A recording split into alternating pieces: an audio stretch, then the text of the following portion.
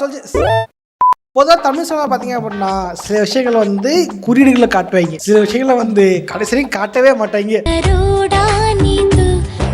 இல்ல ஒரு பக்கம் தானே காட்டுனீங்க, மறுபக்கம் காட்டியிருந்தா தெரிஞ்சிருக்கும்ல. இது இல்ல நான் சொன்னது வேற. என்ன காணாமல் போன ஆக்டர்ஸ் மாதிரி காணாமல் போன கேரக்டர்ஸ், காணாமல் போனதுல காட்டாமல் போன கேரக்டர்ஸ். ஆனா இது புதுசா இருக்குனே, புதுசா. அதாவது தமிழ் சினிமால வந்து சில கேரக்டர்ஸ் வந்து ஒரு வைகானிக் கேரக்டர் இருந்திருக்கும். இப்ப அந்த கேரக்டர் யாரு என்னன்றத கடைசியில காட்டிருக்கவே மாட்டாங்க. எல்லாம் நம்ம ஆளுங்க தான், ஒளிஞ்சிருக்க லட்சணம் அந்த மாதிரி உள்ளத்தல் பாடி உள்ளத்தல். அந்த மாதிரி காட்டாத கேரக்டர்ஸ் யாருன்றதான் இந்த தெளிவா பார்க்க போறோம், பாத்துருவோம். ஓகே சொல்லஸ் ஓரசில போயிடலாம். யாரும் லைக் பண்ணீங்க, எல்லாம் சப்ஸ்கிரைப் பண்ணலையோ மறக்காம சப்ஸ்கிரைப் பண்ணீங்கள். ஓகே சொல்லஸ் ஓரமசாமில போயிடலாம். நான் கந்தசாமி, இந்த ஷோ கோலிவுட் கந்தசாமி. இந்திரா வந்தது சந்திரா வந்தது இந்த சினிமாதா, இங்க எம்ஜிஆர் வந்தது என்டிஆர் வந்தது இந்த சினிமாதா. முதல்ல பார்க்க போறது யார் இந்த பிரகாஷ். ரீசெண்டா பாத்தீங்க அப்படின்னா விடாமுயற்சி படம் வந்திருக்கும். விடாமுயற்சி படம் பாத்தீங்க அப்படின்னா அந்த கதை அழகான்னு தெரிஞ்சது தான். நான் அதை ஸ்பாயில் பண்ணி தான் கெட்டு போன அவசியம் கிடையாது. சார் அந்த சென்ட் எவ்வளவு சார்? அது கடிபச்சுவா. தலை இருந்திருப்பாங்க, த்ரீசா இருந்திருப்பாங்க. த்ரீசாவுக்கு வந்து புருஷன் தான் நம்ம ஏகே. பட் ஏகேக்கு தெரியாம த்ரீசா செட்டப் தான் வந்து இந்த பிரகாஷ். என்னடா இங்க நடந்துட்டு இருக்கு? பிளாஸ்ட் மோகன் காமனாவை லவ் பண்றானா, ஆனா காமனா வேற யாரையோ லவ் பண்ணா. காமனாவா? இந்த பிரகாஷ் கேரக்டர் பார்த்தீங்கன்னா வந்து த்ரீசாவோட கீப்பு இவனை விட்டு போயிட்டாங்க. த்ரீசா வந்து அந்த மாதிரி இந்த மாதிரிட்டு ஆன்லைன்ல வந்து ஏற்று போயிட்டு இருந்துச்சு. அத வேற ஞாபகப்படுத்திட்டீங்க, நெஞ்சமெல்லாம் பொண்ணா இருக்கு தம்பி. அதை விட குறிப்பா ஒரு இப்போ ஆன்லைன்ல போயிட்டு இருக்க ஒரு விஷயம் என்ன அப்படின்னா, யார் அந்த பிரகாஷ் நீங்க காட்டியே ஆகணும். பிரகாஷ் யாரும் சொல்லி கேட்டு ஆளாளுக்கு மண்டியை பிச்சுக்கிட்டு இருக்காடுங்க. கடைசி வரைக்கும் சொல்லவே மாட்டேங்கிறாங்களே. சில பேர் வந்து ஒரு படிக்கு மேல போயிட்டு இன்ஸ்டாகிராம்ல போட ஆரம்பிச்சிருக்கானுங்க. கூகுள் பண்ணி பாருங்க, கூகுள் பண்ணி பாத்தீங்கன்னா நம்ம தளபதி போட்டதான் வருது பிரகாஷ் அடிட்டு அவன் மீம் பண்ணிட்டு இருக்கியா. ஐயோ யோ முடிச்சது நான் தான். முடிச்சது நான் தான். இதுதான் அப்படின்னா ஒரு மீம் யாரும் பிடிச்சிருந்து என்ன பண்ணா, நம்ம திரிசால ஃப்ரெண்டா ஒருத்தருப்பாங்க, அவங்களும் ஏகே காண பண்ணிக்கிறாங்க ஆல்ரெடி டைமென்ஷன்ல. அதுக்கப்புறம் திரிசா வந்து பிரகாஷோட டான்ஸ் ஆடுறாங்க அப்படின்னு சொன்னாங்க. யார் அந்த பிரகாஷ் என்ன டான்ஸ் பார்த்தீங்கன்னா இந்த டான்ஸ் தான். ஏண்டா கனவா இருந்தாலும் ஒரு நியாயம் வேணாமாடா? இது கூட பரவாயில்ல, இன்னொரு தேடி ஒன்று இருக்கு. பிரகாஷ்ன்றீங்களே, அவர் வெறும் பிரகாஷ் மட்டும் இல்ல, அவருக்கு இன்னொரு பேர் இருக்கு அப்படின்ட்டு. அதுதான் பிரகாஷ் ராஜ். பிரகாஷ் ராஜ் தான் பாத்தீங்க அப்படின்னா ஷார்ட்டா பிரகாஷ் கூப்பிட்டுருக்காங்க. ஏகே கூட வந்து பிடிக்காம பிரகாஷ் ராஜ் என்ஜாய் பண்ண போறேன் அப்படின்ட்டு பிரகாஷ் ராஜ் கூட போயிட்டாங்க இந்த டைமென்ஷன்ல, இந்த ஆல்டர்னேட் யூனிவர்ஸ்ல அப்படின்ட்டு ஒரு பக்கம் வந்து மீன் போயிட்டு இருக்கு. ஒருவேளை இருக்குமோ வீரண்டு எனக்கு இருக்குமோ அப்படின்னு தோணுது. அப்புறம் என்ன இருந்தாலும் முத்துப்பாண்டிய லவ் வந்து ஒரு பியூரஸ்ட் லவ். நீ ஓட்ட ஏன் கால் வலிக்குது? வாழ்க்கையில வந்து சேராத பல காதல்களை பார்த்திருப்போம். பட் அதுல வந்து அந்த கண்ணீர் மல்க வச்சு சேராத காதல் தான் இந்த முத்துப்பாண்டியோட காதல். தேன்மொழி பூங்கொடி வாடி போச்சே வீரண்டு. இன்னொரு பக்கம் வந்து என்ன ஒரு ஃபேன்ஸோட கோவம்னு பாத்தீங்கன்னா, மகிழ் திருமணி மேல வந்து பல பேர் வெளியே சுத்திக்கிட்டு இருக்காங்க. என்னடா ஏகே வச்சு பாடுகிறன்ற பேர்ல கண்ட படத்தை வச்சிருக்கேன் அப்படின்ட்டு. காரணம் பாத்தீங்கன்னா தலைவன் பேசின பேச்சுக்கள் அந்த அளவுக்கு இன்டர்வியூல. அது மட்டும் இல்லாம இந்த படம் வந்து நானா இது பண்ணல, ஏகே சார் தான் வந்து இது பண்ணாரு, அவரு தான் கதையை சூஸ் பண்ணாரு அப்படின்னு சொல்லியிருப்பாரு. ஆக்சுவலா என்னுடைய கதை இல்ல. அங்கேயே ஆடியன்ஸ் வந்து புரிய மாட்டாங்க, ஆஹா தொண்டைய கவுதடா அப்படின்ட்டு. ஏன்னா இதே டைலாக் தான் புலிப்படம் வரும்போது சிம்புதேவன் சொன்னாரு. Same dialogue repeating. என்ன இது நீங்களும் அதே மாதிரி அதே டெய்லர் அதே வாடகை. இப்ப ரீசெண்டா பாத்தீங்கன்னா பிரகாஷ் யாருன்னு கேக்குறாங்க அப்படின்ட்டு அந்த இன்டர்வியூல கேட்டதுக்கு பிரகாஷ்னு கேக்குறவங்களாம் வந்து ரொம்ப கேவலமான புத்தி இருக்கிறவங்க அந்த மாதிரி வந்து இவரு திட்டி இருப்பாரு. கமெண்ட் பாக்ஸ்ல வந்து 28 ஆரம்பிச்சிட்டாங்க. கேக்குறவங்க கேவலமானவனா சினிமால வச்சு நீ யாரு நான் சொல்ல எழுதுறாங்க கீழே.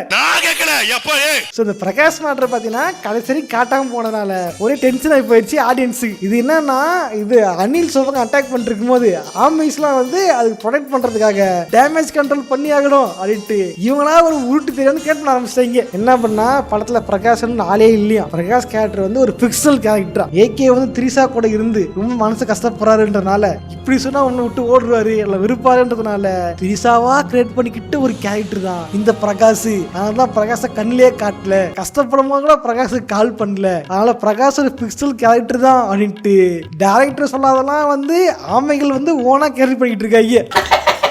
இப்படிதான் அவங்களாம் அப்படி சிரிப்பு வருதோ. பட் சொல்லிஸ் நீங்க நினைக்கிறீங்க கமெண்ட் பண்ணுங்க. முல்லை பிரகாஷ் உண்மையான ஆளா இல்ல இல்லையா, இல்ல இந்த பிரகாஷ் வந்து முல்லை பிரகாஷ் ராஜா அப்படின்றத கமெண்ட் பண்ணுங்க. ஓகே.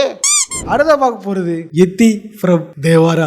இந்த படம் பாத்தீங்க அப்படின்னா இந்த படத்துல வந்து சொல்றது இந்த எட்டின்ற கேரக்டர் தான் வந்து படத்துல மிஸ்ஸிங்கான ஒரு விஷயம். ஏன்னா படம் ஸ்டார்டிங்ல சொல்லியிருப்பாங்க எட்டி அப்படிப்பட்டவே இப்படிப்பட்டவே எட்டி வந்து கண்டுபிடிச்சாகணும் நேஷனல் லெவல் த்ரெட் அவன்ற மாதிரிலாம் பேசிட்டு இருப்பாங்க. இதெல்லாம் பண்ணுவாங்க ஒரு திரைப்பட அமைச்சு போயிட்டு இருக்கும். எதுக்கு எட்டியை பிடிக்கிறதுக்கு வந்தவங்க எட்டியை தருவாங்கன்னு பார்த்தா தேவையில்லாம தலைவங்கிட்ட காதை கொடுத்துருவாங்க. உங்க வாயை தூக்கி என் காதுல வைங்களேன், காதுல வைங்க. பயம் என்னன்னு தெரியணும்னா தேவர கதையை கேட்கணும். அவங்க வந்து கேட்பாங்க தலைவா எட்டி எங்க இருக்கான் அப்படின்ட்டு. இதே கேள்வி தான் சைப் அலிகான் கேட்பாங்க. பட் சைப் அலிகான் எட்டினா இல்லடான்ட்டு 8 வச்சு அமுச்சு விட்டுருவாரு. அங்க யாரடா அது யாருமே கிடைக்க ஆள் இல்லையேன்னு கேட்கும் தான் கண்ணில் மாற்ற பீஸ் தான் பிரகாஷ்ராஜ் போயிட்டு அண்ணே எட்டி எங்க இருக்கான்னு சொல்லுங்கண்ணே அப்படின்னு கேட்டதுக்கு வாங்க தம்பி உங்களை படகுல கூட்டு கூட்டின்னு போயிருப்பான். கூட்டின்னு போயிட்டு அங்க ஆரம்பிப்பான் எட்டிடா எட்டி உங்களுக்கு தேவாரம் யாரு தெரியுமா, இந்த கடல் சவப்பா மாறிச்சு தெரியுமா, ரத்தத்தால கடல் மொத்தம் சிகப்பான கதை. பேசிட்டு தொணன்னு வரீங்க, நான் உங்கள்கிட்ட பேசியே கொடுக்கல, நீங்க பாட்டு உட்காருங்க போங்க. தலைவன் ஃபர்ஸ்ட்ல இருந்து ஸ்டார்ட் வரைக்கும் வந்து தேவார கதை ஓடி கிடக்கும். தேவாரா தேவோட பையன் வரா இன்னும் அவனோட பையன் கதை மட்டும் போல செகண்ட் பார்ட்ல வரும் போல அவ்வளவு தூரம் கதை சொல்லிருப்பாடுங்க. கதை படம் முடியும் போது கூட தாங்க தேடி வந்து எட்டி தாங்க அவன் எங்க இருக்க தேடி சொல்லு கேட்டு ஒரு வார்த்தையோட கேட்டிருக்க மாட்டாடுங்க. ஐயோ மகனே அத பத்தி யோசிக்கவே இல்லையே பாஸ். அப்ப எட்டியோட நிலைமை அது அவ்வளவுதான், டைம் முடிஞ்சது வா. இந்த மாதிரி எட்டின்ற கேரக்டரை தேடி போயிட்டு கடைசி வரைக்கும் எட்டி யாருன்னு காட்ட மாட்டானுங்க. எப்படின்னு சொல்லிருக்க மாட்டாங்க. ஒருவேளை நம்ம பிரகாஷ் தான் எட்டியா இருப்பாரோ, அவன் தான்டா நானு. அதான் பிரகாஷை பிளான் போட்டுருவாரு போல. நம்மளதான் தேடி வந்திருக்கானுங்க, நம்ம அம்மா கதையை சொல்லாம தேவார கதையை சொல்ல விட்டு கொலை போட்டு அனுப்பிச்சு விட்டுருவோம் அப்படின்னு பிளான போட்டு தெல்லாம் சொல்லியிருக்கான் போல. என்ன ஒரு புத்திசாலித்தனம். நீ ஏன்டா உன்னையும் கேட்கறன்ற மாதிரி ஆயிடுச்சு படத்தை நிலவை. சோல்ஜர்ஸ் நீங்களா சொல்லுங்க உண்மையான எட்டி யாரு, அவ எங்க இருக்கான், அவ என்ன இது பண்ணான், உள்ள படத்துல ஈஸ்டர் மாதிரி தலையை மட்டும் காட்டு ஓட்டாடா இல்ல அடுத்த படம் காட்டுவாங்களான்றத பத்தி காரணமா கமெண்ட் பண்ணுங்க. அடுத்த பார்க்க போறது த்ரீசா புருஷன் ஃப்ரம் 96. அது என்னமோ தெரியல நம்ம த்ரீசா மேடம் நடிக்கிற படத்துல கேரக்டர்ஸ்லாம் இந்த மாதிரி கேரக்டராகவே இருக்குது. இது மிஸ்டேவே மாறிடுது. யாராவது கேரக்டரை யாரு சொல்லுங்க அப்படின்ட்டு எனக்குன்னே வருவீங்களாடா ஏன்ட்ட சரசம் பண்றக்கே வாட்டாப்பே உங்களை பெற்றுறாங்களா. சில வருஷத்துக்கு முன்னாடி அந்த படம் தான் 96 கதை என்ன ஒன்னா ஒரு ஸ்கூல்ல படித்த பழைய நண்பர்கள் பழைய காதல்கள் வந்து சொல்லிக்காமையே காதல் பண்ணிருப்பாங்க. சொல்லாமையே வந்து காதல் பிரிக்கப்பட்டிருக்கும். கடைசியில வந்து ஹீரோ நினைப்பே இருந்திருப்பாரு. ஹீரோவுக்கும் லவ் இருந்திருக்கும், ஹீரோனுக்கும் லவ் இருந்திருக்கும். பட் அவன் காதலுக்கு இடைஞ்சலா இருக்கிறது யாரு அப்படின்னா ஹீரோனோட புருஷன் தான். தட் மீன்ஸ் ஹீரோனுக்கு கல்யாணம் ஆயிடுச்சு. புனிதமான காதலப்பா. என்ன காரணம்னா ஹீரோவும் ஹீரோனும் நைட் ஷே பண்ணிருப்பாங்க. அவங்க வந்து லவ் வந்து இது போய் சேர்ந்துருப்பாங்க, இது பண்ணிருப்பாங்க. பட் அவங்களுக்குள்ள பேச நடந்துருக்காது. மீம் தான் வந்து போட்டு இது பண்ணிட்டு தானுங்க.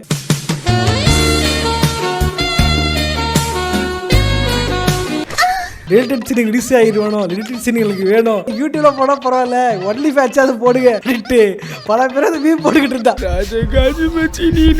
பட் அப்பார்ட் த ஜோக் பார்த்தீங்க அப்படின்னா ஒரு காதலை எந்த அளவு கண்ணியமா எவ்வளவு அழகா காட்ட முடியுமோ அந்த படத்துல அழகா காமிச்சிருப்பாங்க. என்ன காரணம்னா பொண்டாட்டி வந்து ஊருக்கு போயிட்டா, பொண்டாட்டி என்ன ஆனா ஏதனால புருஷன் கேட்கவே இல்லை, அந்த புருஷனை காட்டவும் இல்லை. இப்படிப்பட்ட புருஷன் யாருடா அப்படின்ட்டு பல பேர் வந்து அட்டையம் வந்து பண்றாங்க. யார் அவன், எனக்கே அவனை பார்க்கணும் போல இருக்கு.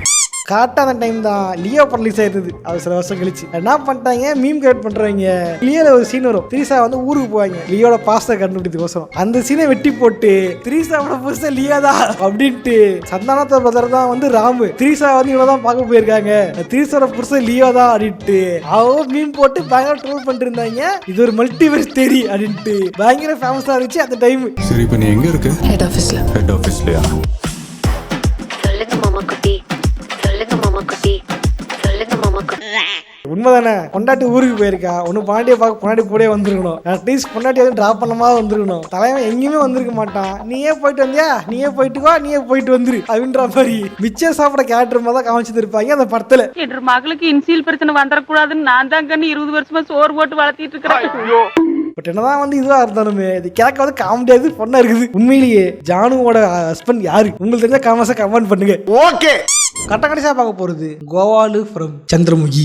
சந்திரமுகி படம் பாத்தீங்க அப்படின்னா இதுல வந்து அந்த சந்திரமுகி கேரக்டரே ஒரு மிஸ்டியான கேரக்டர் தான். அது யாருன்னு மூஞ்சிலாம் காட்டிருக்க மாட்டாங்க. இருக்கிற ஆக்ட்ரஸ் ஏதாவது கேரக்டர் தாங்க பாத்துட்டு போங்க அப்படின்னு இருப்பாங்க. அதுலயும் ஒரு குறிப்பிட்ட ஒரு மிஸ்டியஸ் கேரக்டர் தான் நம்ம கோவாலு. ஒரே ஒருத்தர் இருக்கான், அவன் பேர் கோபாலு. ஒரு மாசம் அடிச்சுக்கிட்டு இருக்கான். கோவாலு பாத்தீங்க அப்படின்னா ஒரு கான்ட்ராக்டர், பாலடைஞ்ச வீட்டை வந்து பெயிண்டிங் கான்ட்ராக்ட் பண்ணிட்டு இருக்கிறது தான் கோவாலு. வந்து தலையை வந்து பெயிண்டிங் அடிச்சுட்டு இருப்பாரு. ஆனா படத்துல காட்டவே மாட்டேங்க. இப்போ சூப்பர் ஸ்டார் வந்து வடிவேல கூட்டு போகும்போது கோவாலு இருக்கா நம்பிக்கை தான் வந்து நம்ம வடிவேல் உள்ள போயிருப்பார். மாப்பிள்ளைய காணா பட் கோவாலி இல்லைன்னு தெரிஞ்சவனதான் அது வந்து ஷாக் ஆயிருக்கும்.